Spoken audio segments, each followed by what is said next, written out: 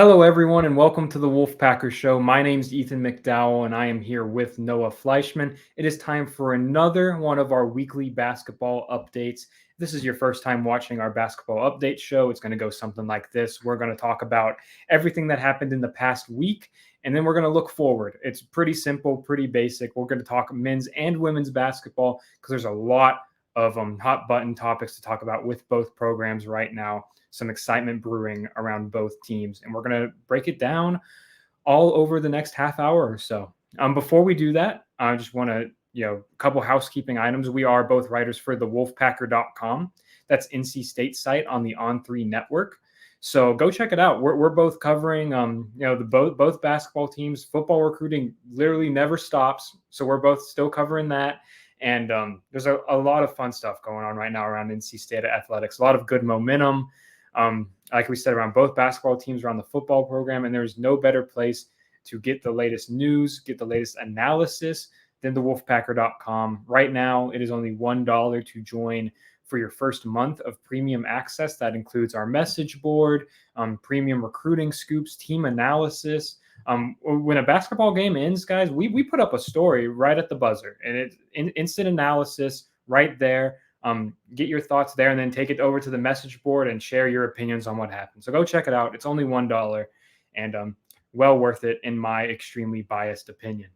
But let's go ahead and start talking, Noah. Obviously, we are recording this little after noon on Wednesday, and the big topic is NC State's win over Wake Forest. A really just a hard-fought game. Kevin Keats receives a double technical in the first half, gets tossed, and the team responded. They showed a lot of fight. And Noah, you'll talk about, I'm sure, Keats' press conference after the game and how proud he was of his squad for fighting like that. But it was one of those tough wins that you need to win in the ACC. It was a great win at PNC Arena. And no, I just wanted to get your initial thoughts on what looked like to me an impressive victory for the Pack. It was. They, were down 12 in the first half and was like, okay, like something's got to change. Well, Kevin Keats got ejected. The referees, people like to rip on referees, but it was not a good not a good officiated game, from a, non-biased opinion. Just watching a basketball game, it was not a great game to watch with the three guys in stripes. And Kevin Keats wasn't pleased. There was a ton of calls that were going one way, weren't going the other way, and he was riding the officials a little bit. And then Dennis Parker goes up for a layup in the first half toward the end, 3 minutes or so left in the game in the first half. And he gets blatantly fouled and no call. And let's just say the 10 players in the court had to avoid running into Kevin Keats on the court when they were running down the other way. He's standing on the court yelling, and that gets him one technical and then kept yelling for like literally 30 more seconds and picked up a second one. So he got tossed. Second ejection of the season, which he thinks is the first time he's been ejected more than twice in the season, because he said he only thinks he has 5 ejections in his coaching career. So 2 in 1 year is kind of crazy, but it is what it is. It fired up his team. He left fired up. He continued arguing. Then he walked away, got the crowd amped. The crowd was amped the rest of the night after that. They were on the officials, booing every single call, living and dying by the whistle. Made it a really good atmosphere. And then NC State was able to come back and win the game. A 12-2 run kind of turned it around, got them back at 69-69. Then free throw shooting, which was really bad at the start, was really good at the end. I think they finished 20-21 from the line, able to put Wake Forest away late. There was more pushing and shoving and more ejections at the end of the game. But it was kind of, 2 double techs that probably shouldn't have been given. Mohamed Diarra kind of head-butted Hunter Salas, but not really. They kind of lightly touched heads, I would say, but they both got ejected for that. And then Ben Middlebrooks, who was the reason why that whole tussle started, because he got fouled. He picked up a tech and then fouled out. So it is what it is. A lot of fouls. There's 50 fouls in the game, which tells you everything you need to know. 6 technicals, 3 ejections. Crazy. But NC State came out on top in what it was a chaotic game. But I think it shows this team's growth. They've won games by blowing teams out. They've won slugfest, and now they've won a game where the game kept going back and forth and was pretty chaotic. Yeah, and it's one of those where it's a game where it can be pretty euphoric to win a matchup like that. And you saw it in like the post-game celebration. Like the team was fired up for that win, and deservedly so. And man, it sucks to lose a game like that. And you saw Steve Forbes' comments after the game. He was clearly disappointed in the result, obviously. Wake Forest head coach, but yeah. And you do all that, Noah, and you shot the NC State shot 53.7% from the field, right? But they shot 0 of 8 from three. They did not hit a three. Our NOAA Stats and Info Department did some research on that this morning, and he found that is over 1,000 matchups between the last time they won a game without making a 3-pointer. We believe so. That's pretty staggering. That's pretty impressive, and a very notable accomplishment by this team that they're showing that they can win in adversity. And which is what I wanted to ask about Kevin Keats's comments after the game, Noah, and talking about it was, I believe, the last thing he said coming off of the podium last night, right? He's tired of it. He channeled some of his inner Dave Doran. And for the listeners, for the viewers, explain what that means, Noah. Yeah, people like Dave Doran's fire, and they like what he says in press conferences, telling Steve Smith to kiss his ass and things like that. People like it. Well, people all kept saying that Kevin Keats hadn't done that yet, and that he hadn't, been able to be fired up on the podium and give the fan base a little bit of juice like Dave Doran does, and it gets everyone fired up, gets the team fired up, gets the fan base fired up, gets the rest of the coaching staff fired up.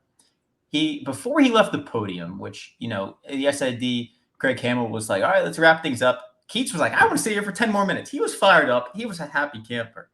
But then he kind of got going. Then he realized, like, oh, I probably should wrap it up. But right before he got off the podium, he said, I'm tired of this blank, man. I'm tired of people talking about how we ain't tough enough. Hey, we're pretty damn tough today, right? I'm not going to go get any bourbon because I don't drink, but it was hell of a night for us. And yes, somebody did ask if NC State's a basketball school. He declined to comment, but yeah, he's fired up. It was a good thing to see. And, I think this is a thing that can translate into more wins. I think it sets the tone. I wrote about it last night. I think it sets the tone for NC State in ACC play, where it needs to take care of business. They didn't get any marquee win in non-conference play. Kevin Keats talked about that last night, saying how the media says they don't have a win. Now they have a win over Wake Forest, which looks pretty good. Yeah. I think it's going to have to keep rolling. They got Virginia Tech on Saturday. We'll talk about that later. But this is a win that sets the tone. And they're 5-1. They're second place in the ACC. And they're 5-1 in conference play for the first time since 89-90 season, or 88-89, which is the same year they didn't hit a three and still won a game. So that year was a pretty good year, and they're starting to replicate it pretty well right now. Yeah, and we're not over here saying this team is perfect. Like, going 0 of 8 from three is not a good thing, right? Like, you obviously want to hit some of those shots. And there's going to be nights like the UNC game, which we haven't gotten to talk about, and we'll touch on briefly. Like, where the shots aren't falling, and that's going to be the reason you lose. Like, the team's lack of consistent outside shooting will lose it some games this season. That's just reality. That's something that NC State fans have to realize, but you should still be encouraged. It really looks like this team is definitely developing its identity. And I think that mid-January, the beginning of ACC play is the time to do that, right? And now if you can build some momentum, get hot, hey, maybe NC State's moving themselves back onto the bubble, and we're talking tournament for them, because this was a good NCAA tournament resume-building win, and something that the coaches, players, and fans should all be encouraged by. And before we move on, no, we were talking about this off mic, but I want to address some of the Kevin Keats haters who are using this as an excuse to bash him and say that, oh, the team played so much better after his ejection. That's a compliment, first of all. Like, and when a coach gets a technical like that, and Keats admitted to it, it's a calculated thing. There's very rare occasions where the coach is just losing his cool like that. It's a calculated thing there. They want to, inject that energy into their team, into the crowd, like, which is what happened.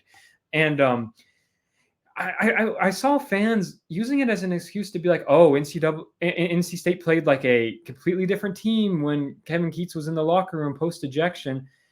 That wasn't because somehow the game plan magically changed. Like that's not it. It was the same game plan that Keats helped come up with, help install.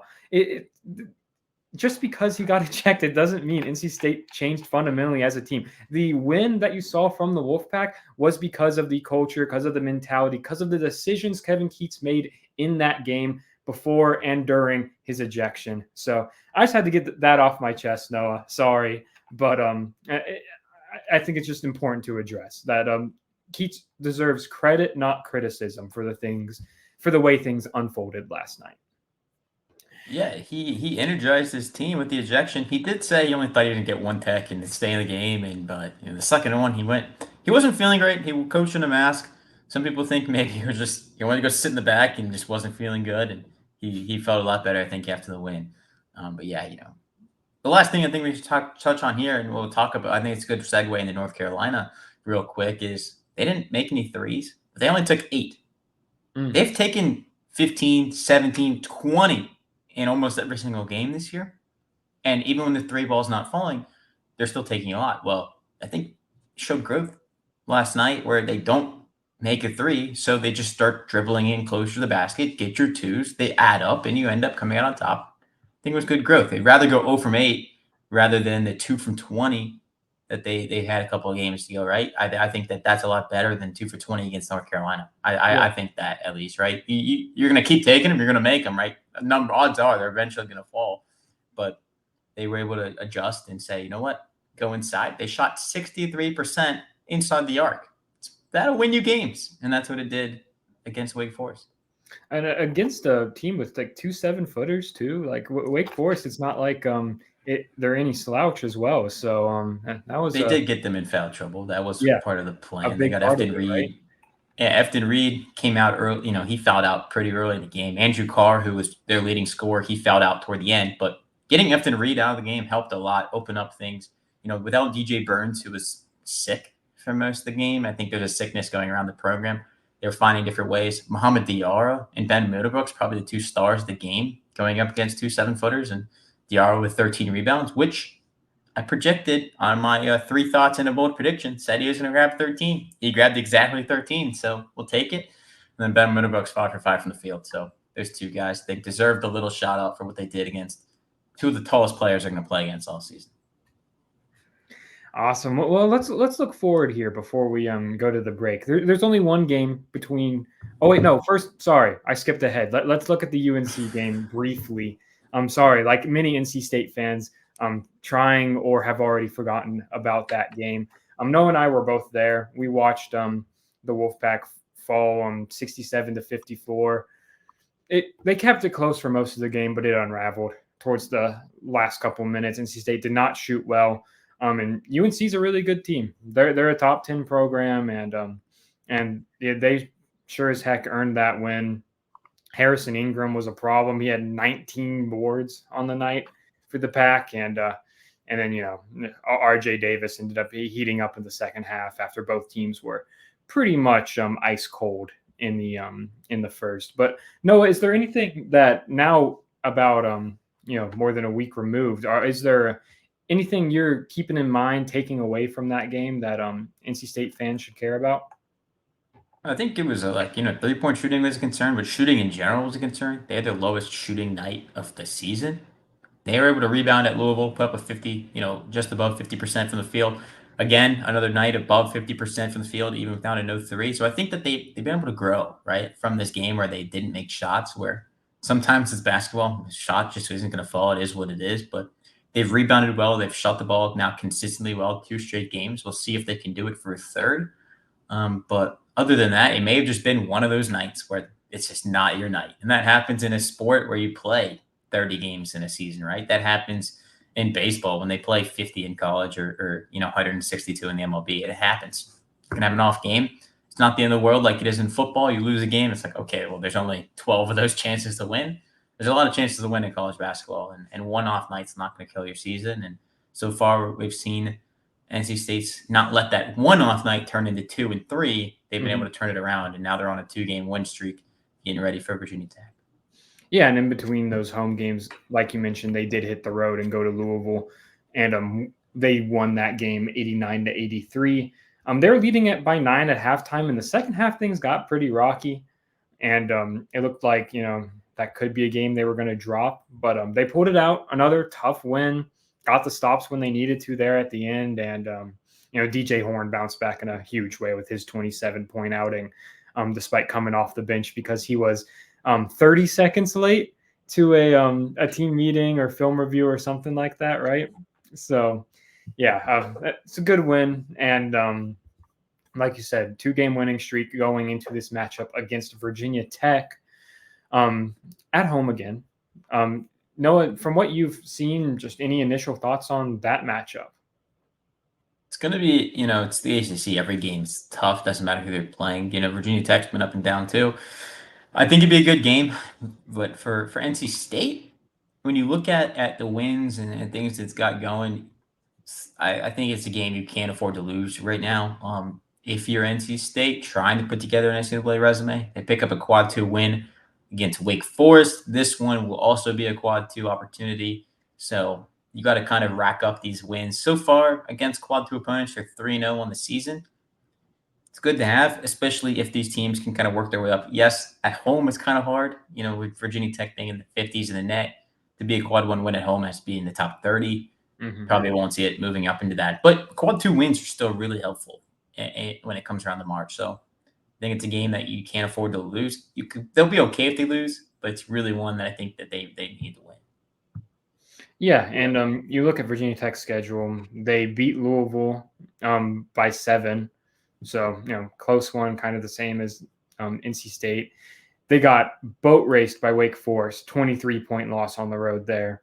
Then narrow loss to Florida State, blew out Clemson in one of the more surprising results of January, in my opinion, and then lost by 4 to Miami recently.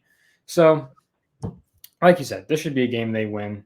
I'll go ahead and throw the prediction out there that I think they will defend home court and win that one. I think they have the perimeter defenders to slow down Virginia Tech's guard duo of Sean Padula and Hunter Couture.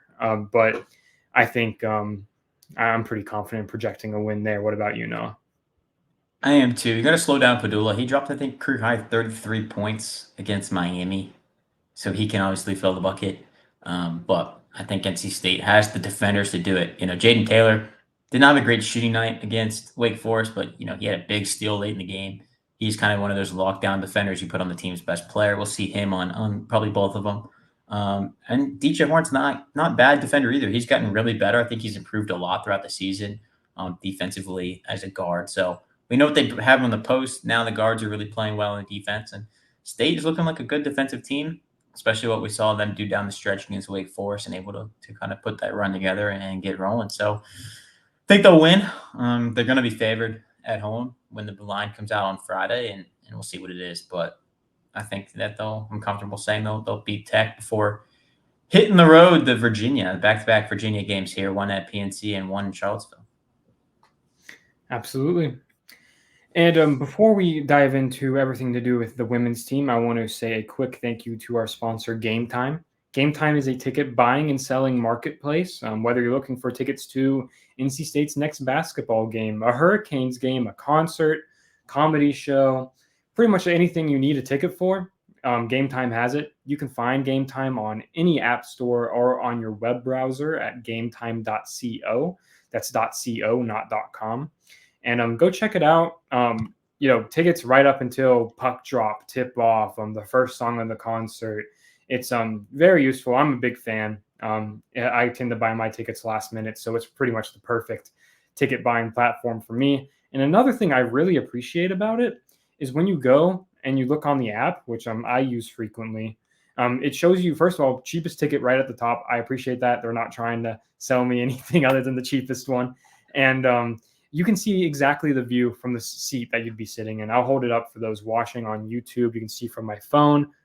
If you were sitting in, section 334, row F, you know exactly where you'd be sitting and the view from your seat for the next Hurricanes game.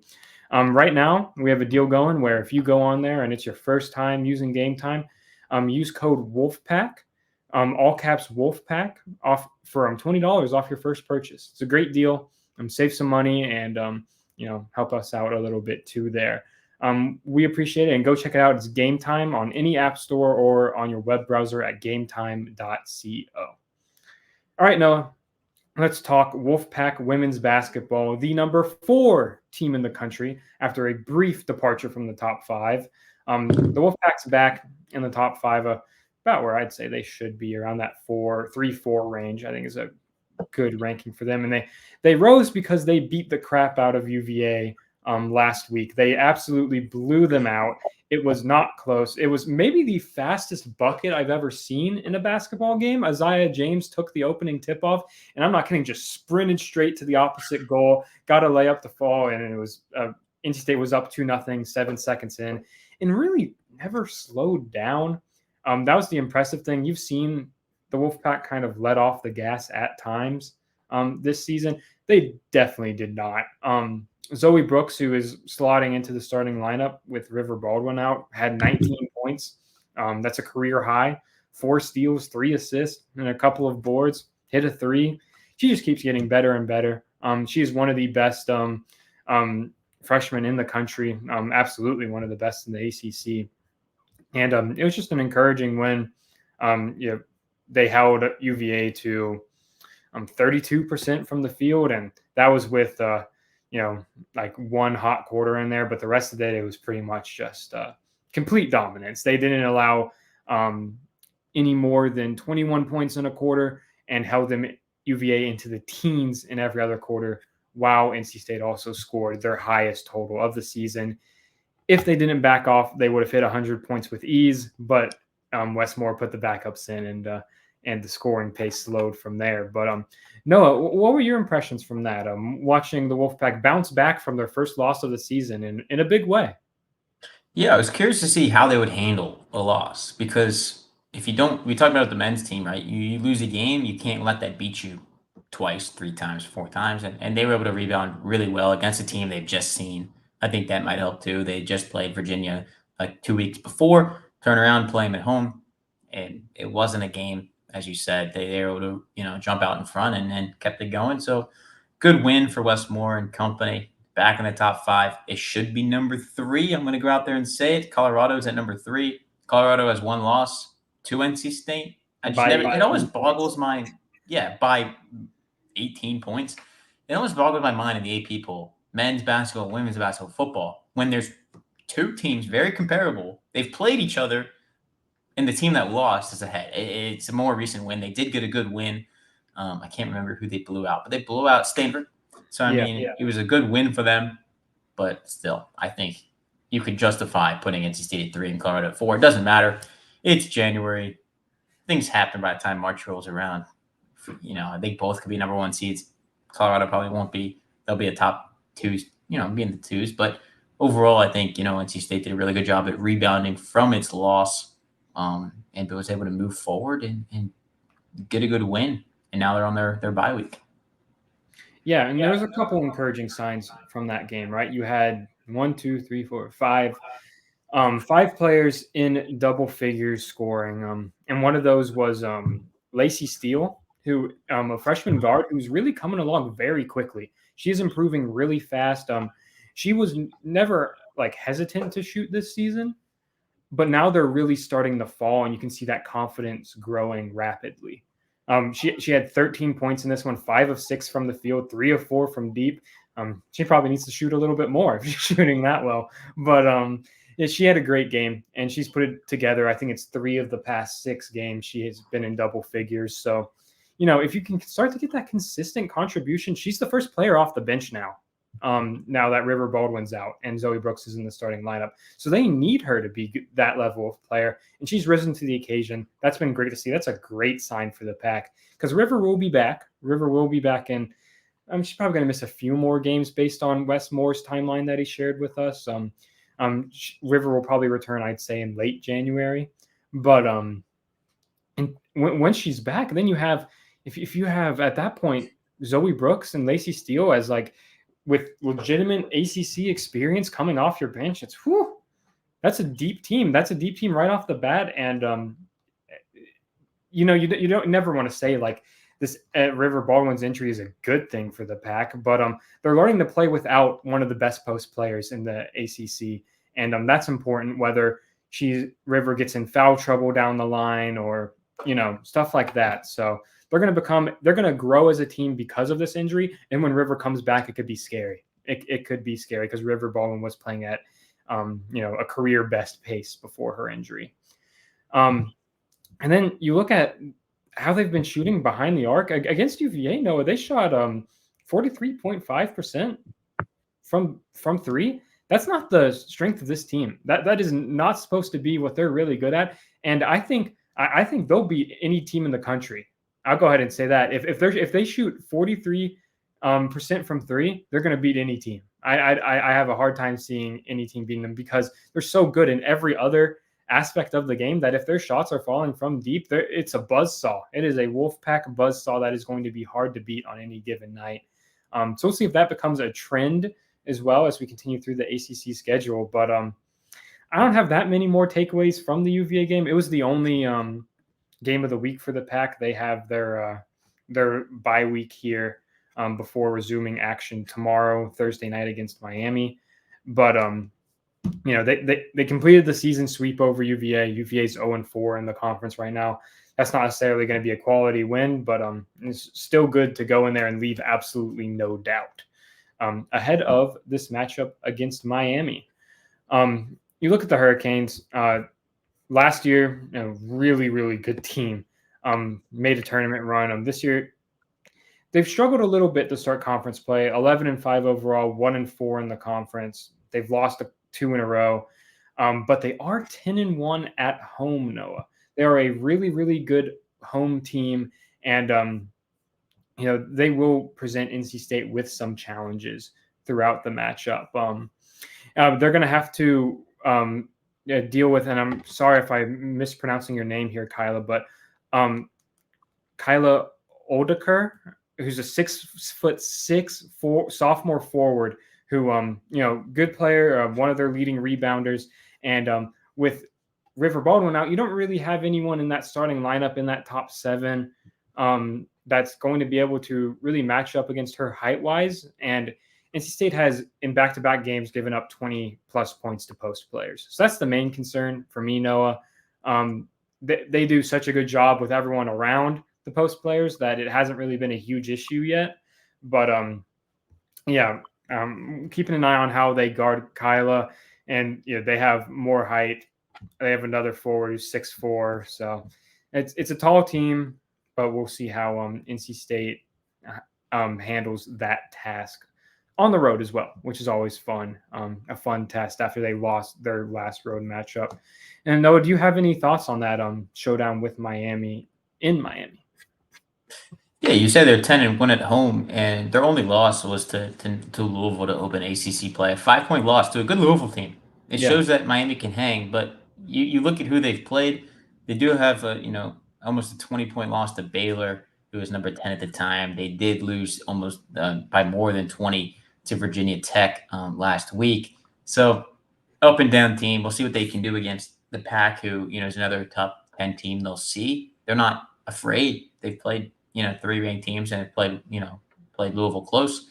We'll see how it goes. But another thing is Miami, lowest scoring team. They're averaging 69 and a half points a game. NC State's averaging almost 80. So we'll see if NC State's offense can get rolling, because I think Miami's going to try to lean on its defense, especially with the balanced attack that NC State has. 6 players in double figures that are averaging it. 1 is not currently playing. That is most in the NCAA. And then if you see Lacey Steele keep doing her thing, she might get up to, she's at 5 points right now, I think, a game. But if she can keep it rolling, that'll be a good sign. And the last thing I had was, you talked about shooting the 3-ball for NC State, which is something they haven't done well for most of the year. Well, I think it's not a surprise that when Lacey Steele's hot, the team is getting rolling. I mean, she was 3 for 4, and they had on 40%.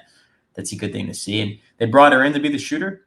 She's kind of showing now that what she was able to do in high school. And I think it might have just been adjusting the college speed and things like that. But she's finally showing what she's able to do. And man, she's playing like this halfway through her freshman year. I think it's a really good sign for not only the rest of the season, but these freshmen, with her and Zoe Books, of what's to come in the future for NC State women's basketball. Yeah, and we've mentioned Lacey, but I want to give a couple shout outs to another couple players. Isaiah James, I feel like she's someone that we probably don't mention enough just because she's so consistently great that maybe we're taking her greatness for granted right now. But she's the team's leading scorer at almost 15 points per game, 4 rebounds, 2.6 assists. And a huge jump in her game this season in her third season of college basketball is last season she shot 28.8% from three, and now she's shooting 36.7%, which has such a huge impact beyond just those made threes because she is so good off the dribble that when teams have to guard her out there, it opens up the offense so much for her. And she's really hard to stop. And when the team goes cold and they need a couple buckets, she's able to go get them. She's having an all ACC year right now, without a doubt. So I want to mention her. And then Madison Hayes, another player who struggled at times from three last year, shot 36.4%. So still, a solid mark. But this year took a huge step forward. And no, she's now hitting 45.8% of her threes. She hasn't quite reached the volume necessary to get on like all the NCAA like leaderboard rankings for that. But if she continues that volume, at that percentage, at a greater volume, she would be 13th in the nation. So she's one of the better shooters in the ACC right now. And again, another player who can attack off the drive and make plays and is a beneficiary of some of the driving kick stuff that you get when you have a Zoe Brooks, a Sanaya Rivers, an Isaiah James. So we've talked about it, but it seems like every player on the team just took such a huge step forward this year, and you can't say enough about the work and the individual improvement everyone's made to make it such an impressive collective step forward for the Pack this season. As far as predicting the Miami game, I'll chalk it up as a win. I think it'll be a little closer than people expect. I think Miami will give them a good contest, but I think I'm pretty comfortable projecting it as a win. What about you, Noah?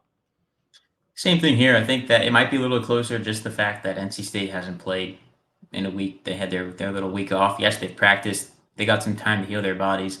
But I think, maybe a slow start could come around something. I think it'll be close. They should come out the win in Coral Gables, but it might not be the 25-point win that maybe some Wolfpack fans are going to look for. Absolutely.